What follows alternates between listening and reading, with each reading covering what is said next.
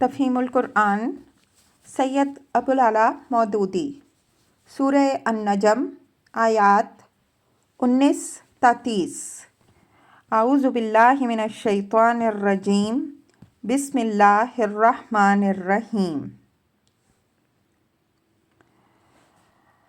افرأیتم اللات والعزیٰ، اب ذرا بتاؤ تم نے کبھی اس لات اور اس عزیٰ کو دیکھا؟ ومناۃ الثالثۃ الاخریٰ، اور تیسری ایک اور دیوی منات کی حقیقت پر غور کیا؟ تفسیر۔ مطلب یہ ہے کہ جو تعلیم محمد صلی اللہ علیہ وآلہ وسلم تم کو دے رہے ہیں اس کو تو تم لوگ گمراہی اور بدراہی قرار دیتے ہو، حالانکہ یہ علم ان کو اللہ تعالیٰ کی طرف سے دیا جا رہا ہے اور اللہ ان کو آنکھوں سے وہ حقائق دکھا چکا ہے جن کی شہادت وہ تمہارے سامنے دیکھ رہے ہیں۔ اب ذرا تم خود دیکھو کہ جن عقائد کی پیروی پر تم اصرار کیے چلے جا رہے ہو وہ کس قدر غیر معقول ہے، اور ان کے مقابلے میں جو شخص تمہیں سیدھا راستہ بتا رہا ہے اس کی مخالفت کر کے آخر تم کس کا نقصان کر رہے ہو۔ اس سلسلے میں خاص طور پر ان 3 دیویوں کو بطور مثال لیا گیا ہے جن کو مکہ، طائف، مدینہ اور نواحی حجاز کے لوگ سب سے زیادہ پوجتے تھے۔ ان کے بارے میں یہ سوال کیا گیا ہے کہ کبھی تم نے عقل سے کام لے کر سوچا بھی ہے کہ زمین و آسمان کی خدائی کے معاملات میں ان کا کوئی ادنا سا دخل بھی ہو سکتا ہے یا خداوند عالم سے واقعی ان کا کوئی رشتہ ہو سکتا ہے؟ لات کا استحان طائف میں تھا اور بنی ثقیف اس کے اس حد تک معتقد تھے کہ جب ابرہہ ہاتھیوں کی فوج لے کر خانہ کعبہ کو توڑنے کے لیے مکہ پر چڑھائی کرنے جا رہا تھا، اس وقت ان لوگوں نے محض اپنے اس معبود کے آستانے کو بچانے کی خاطر اس ظالم کو مکے کا راستہ بتانے کے لیے بدرقے فراہم کیے تاکہ وہ لات کو ہاتھ نہ لگائیں، حالانکہ تمام اہل عرب کی طرح ثقیف کے لوگ بھی یہ جانتے تھے کہ کعبہ اللہ کا گھر ہے۔ لات کے معنی میں اہل علم کے درمیان اختلاف ہے۔ ابن جریر طبری رحمہ اللہ کی تحقیق یہ ہے کہ یہ اللہ کی تانیث ہے، یعنی اصل میں یہ لفظ اللہتن تھا جسے اللات کر دیا۔ زمخشری کے نزدیک یہ لوا یلوی سے مشتق ہے جس کے معنی مڑنے اور کسی کی طرف جھکنے کے ہیں۔ چونکہ مشرکین عبادت کے لیے اس کی طرف رجوع کرتے تھے اور اس کے آگے جھکتے اور اس کا طواف کرتے تھے، اس لیے اس کو لات کہا جانے لگا۔ ابن عباس رضی اللہ عنہ کو اس کو لات بتشدید پڑھتے تھے اور اسے لتا یا لتو سے مشتق قرار دیتے تھے جس کے معنی متھنے اور لتھیڑنے کے ہیں۔ ان کا اور مجاہد رحمہ اللہ کا بیان یہ ہے کہ یہ دراصل ایک شخص تھا جو طائف کے قریب ایک چٹان پر رہتا تھا اور حج کے لیے جانے والوں کو ستو پلاتا اور کھلاتا تھا۔ جب وہ مر گیا تو لوگوں نے اسی چٹان پر اس کا استحان بنا لیا اور اس کی عبادت کرنے لگے، مگر لات کی یہ تشریح ابن عباس رضی اللہ عنہ اور مجاہد رحمہ اللہ جیسے بزرگوں سے مروی ہونے کے باوجود 2 وجوہ سے قابل قبول نہیں ہے۔ ایک یہ کہ قرآن میں اسے لات کہا گیا ہے نہ کہ لعت۔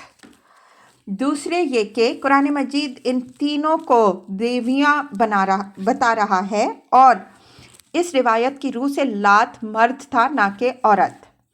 عزیٰ عزت سے ہے، اس کے معنی عزت والی کے ہیں۔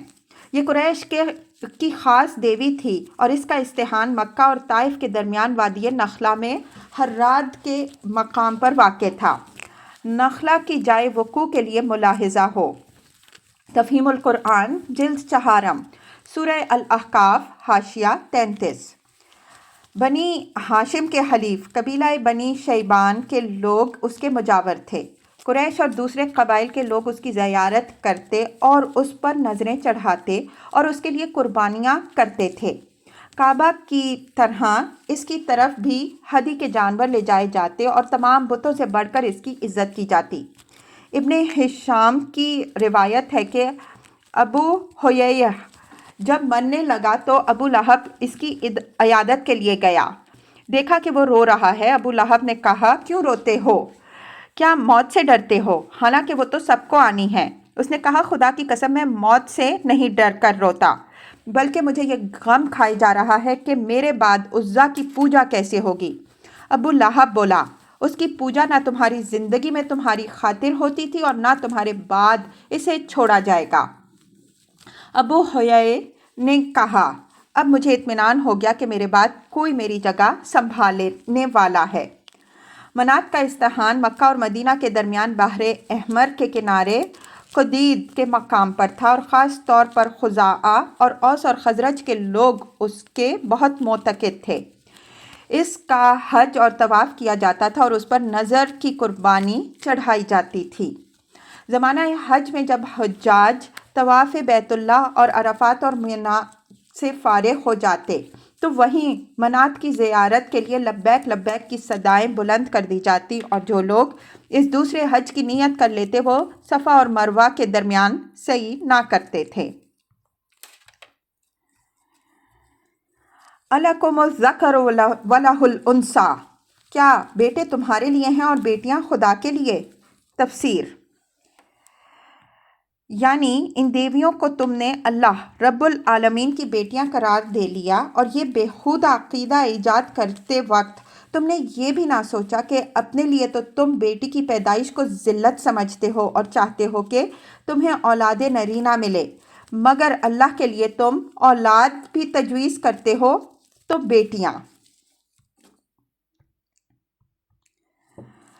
تلک اذا قسمۃ ضیزیٰ، یہ تو بڑی دھاندلی کی تقسیم ہوئی۔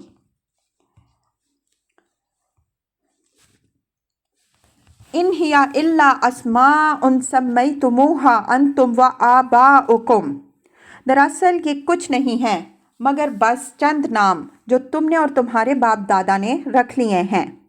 ما انزل اللہ بہا من سلطان، اللہ نے ان کے لیے کوئی سند نازل نہیں کی۔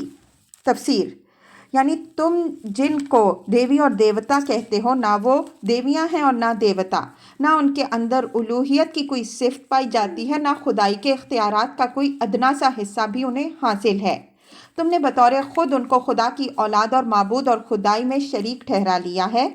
خدا کی طرف سے کوئی سند ایسی نہیں آئی ہے جسے تم اپنے ان مفروضات کے ثبوت میں پیش کر سکو۔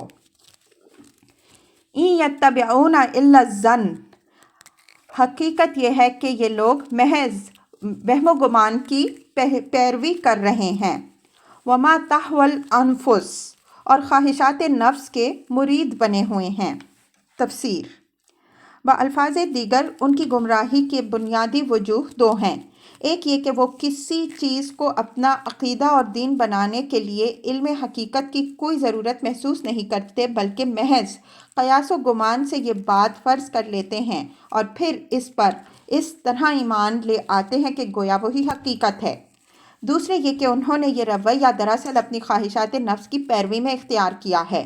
ان کا دل یہ چاہتا ہے کہ کوئی ایسا معبود ہو جو دنیا میں ان کے کام تو بناتا رہے، اور آخرت اگر پیش آنے والی ہو تو وہاں انہیں بخشوانے کا ذمہ بھی لے لے، مگر حرام و حلال کی کوئی پابندی ان پر نہ لگائے اور اخلاق کے کسی ضابطے میں ان کو نہ کسے۔ اسی لیے وہ انبیاء علیہم السلام کے لائے ہوئے طریقے پر خدائے واحد کی بندگی کرنے کے لیے تیار نہیں ہوتے، اور ان خود ساختہ معبودوں اور معبودنیوں کی عبادت ہی ان کو پسند آتی ہے۔ وَلَقَدْ جَاءَهُم مِّن رَّبِّهِمُ الْهُدَىٰ، حالانکہ ان کی رب کی طرف سے ان کے پاس ہدایت آ چکی ہے۔ تفسیر، یعنی ہر زمانے میں انبیاء علیہم السلام اللہ تعالیٰ کی طرف سے ان گمراہ لوگوں کو حقیقت بتاتے رہے ہیں، اور اب محمد صلی اللہ علیہ وآلہ وسلم نے آ کر ان کو بتا دیا ہے کہ کائنات میں دراصل خدائی کس کی ہے۔